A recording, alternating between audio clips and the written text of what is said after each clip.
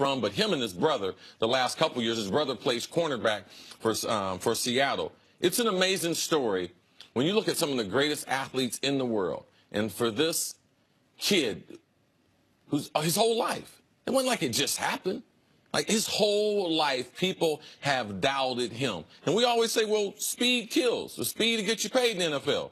Well, if that is the case, having a good resume, it shouldn't hurt him as far as the NFL draft. It's amazing. Now you can see why he was such a good football player. It makes sense. Like his tape and what he did at UCF as a linebacker, it makes sense when you see the vertical leap. When you see him playing even in space, catching a football with one hand. Like it's an amazing story, and it just adds to the storylines of the NFL going forward as far as opportunities and what football can do for your life. So I'm sure that he probably tried to play a lot of other sports, and football being one of the most complicated to be able to play without a hand. So I'm a big fan of him and his family. This is amazing.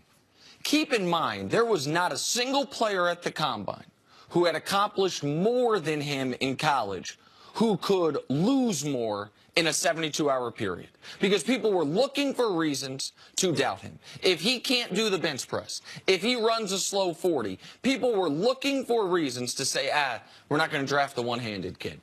This is a guy who won Conference Player of the Year, who was the best player on the only undefeated team in all of college football. He's their best guy, the MVP of their Peach Bowl win.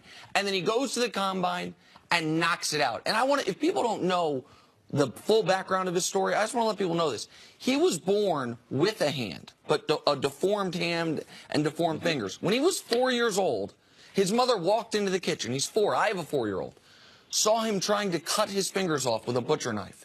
That's when they decided to end up doing the amputation. Because he had no feeling so in his fingers. And so, when he touched things, it was so painful for him. Right. That he decided to do that, to see his identical twin brother go to UCF along with him, then get drafted. The year after his twin brother leaves, he leads them to an undefeated season. To do what he did in the 40, and then also on the bench press, with one hand, like to have built up that much strength in his core and his chest and his shoulders, even though we all know how hard it must be for him to lift weights in his left hand, like the different things he has to do, it's unbelievable. But forget the story part of it. This guy's a great football player. This guy will make, I would imagine, would make a team better as a mid-round draft pick. I love this. Absolutely. You can't duplicate the type of speed. We saw him playing in college football. He plays in space. He rushes the quarterback. Also, as a guy, when you go to play in football games, there's certain characteristics that you want in the football players. And it's just not all based on just raw talent.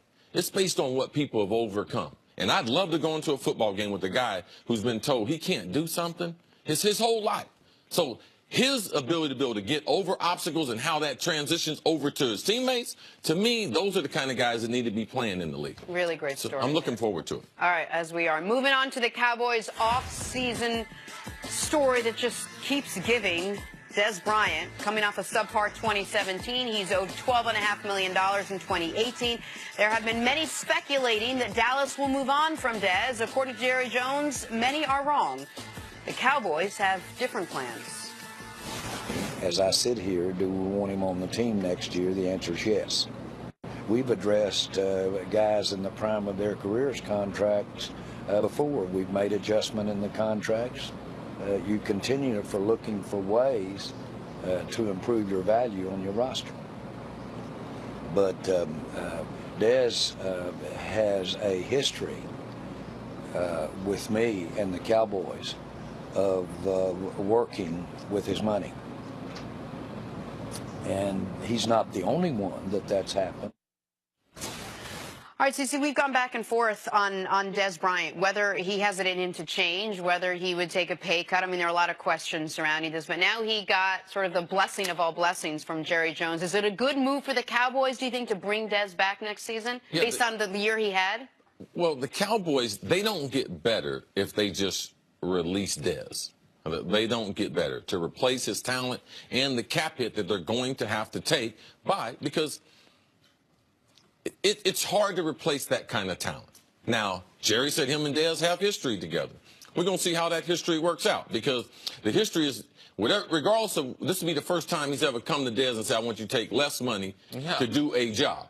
Dez said he didn't want to take less money, so they're going to have to work it out. I believe Dez will be a Dallas Cowboy. It's in his best interest because Jerry has a lot of capital invested in Dez Bryant. Not only in the salary that he's paid him, in the staffing, the people he's put around Dez Bryant. Dez has almost 24/7 people around the clock who watch him, people who call him, people getting him to the facility. Like, let's not forget the issues he had with Dez Bryant as a young player.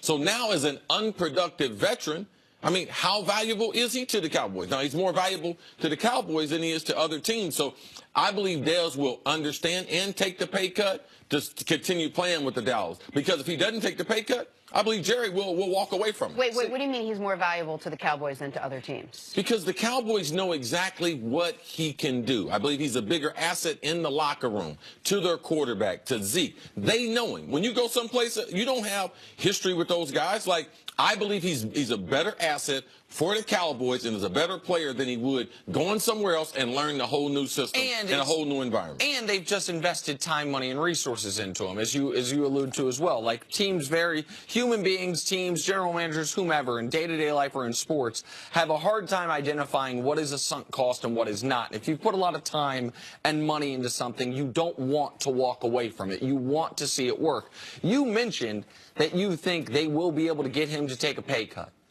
That, I would be surprised by that. I wouldn't be surprised if they move the money around to where he's getting the same amount of money, they just change the salary cap part of it. But I bet Dez's agent is doing the same I'm doing, which is looking at the available free agent wide receivers and saying, okay, if you cut me. That's a huge gamble. That's a huge gamble when you start looking at the list, because it's what value you bring to the team. Because these guys, do they have 3 poor years in a row with the Dallas Cowboys? So that list is relevant, but it's irrelevant to Jerry Jones as far as getting his team in when you slice up the pie, they can't give Dez that slice of the pie and continue to do business. They have other guys on their defense who need to be signed. Like, these are things that are trickle-down effect. Dez Bryant is not worth $12 million. I don't care what his agent says, and I don't care what who's on the list. The point that I was trying to make is that, and maybe you don't care, that if Dez were cut today, if the news we were talking about is Dez Bryant's been cut by the Cowboys, what I think everyone would agree is the best free agent wide receiver available is Dez Bryant. And the Cowboys, I think we also agree on this, even with Dez Bryant, need more help on the wide receiver position, need more explosive players on the outside. So if it's already a need, I just feel like the leverage might actually sit in Dez's camp rather than the Cowboys' camp, because they know what the Cowboys need. They know that while he's slated to make $12.5, if they cut him, they don't get $12.5 million of cap relief. They get $4 million of cap relief. Like, I think they can do all those things and say, why would I take the pay cut? There is no logical person that's sitting around right now saying, you know who has the leverage in the Dallas Dez Bryant thing? Dez Bryant. No, you know the reason why? Because we got 3 years of film of him being an average receiver. All right? So that's not. But who would they? But the thing, my question is, how? It doesn't matter. Sometimes when your employer, when they want to get more salary cap room, they start looking at how do we get more money? Well, we're paying this guy $12 million. It's no free agent list that's going to have an effect on that. Like, this is looking at what they're doing, who they're paying, who are their most productive players, because those are the ones that warrant the biggest contracts. That's what he said. I've done this before. I've gone to players before. He is setting the stage telling us, I'm getting ready to go to Dez Bryant, just like other Cowboys players, and I'm going to ask them to work around the salary that we're paying him. How do you get Dez Bryant to be better than he's been the last couple of years, especially if the first part of your conversation opens with, we're going to ask you to take less money? You got to put him in the slot. You got to teach him a package where he is in the slot, and teams cannot just isolate him as the split end receiver to the boundary side. It's easier for teams to negate what he's going to do. It's far more predictable when he's outside than if you moved him inside. There is no 40 games of tape on Dez Bryant playing in the slot because he's only played a little bit of it. So that's what I would do. I go back to the basics as far as his fundamentals, the things that got him this way, and I would add 1 or 2 routes to him. Another thing is, from a philosophy standpoint, you have to throw the ball down the field to Dez Bryant. You have to give him a couple 50-50 jump ball opportunities during the game. He is not a blazer down the sideline, so you have to give him an opportunity because that's what makes Dez a little bit different than the other receivers. His ability to be able to come up with those plays on the 50-50 ball. To go up and win a jump ball. Like that's what some of if you think of Dez Bryant highlights, very rarely is it him running free down the field. It's him running up, high pointing a ball, getting it. Now, most of those highlights,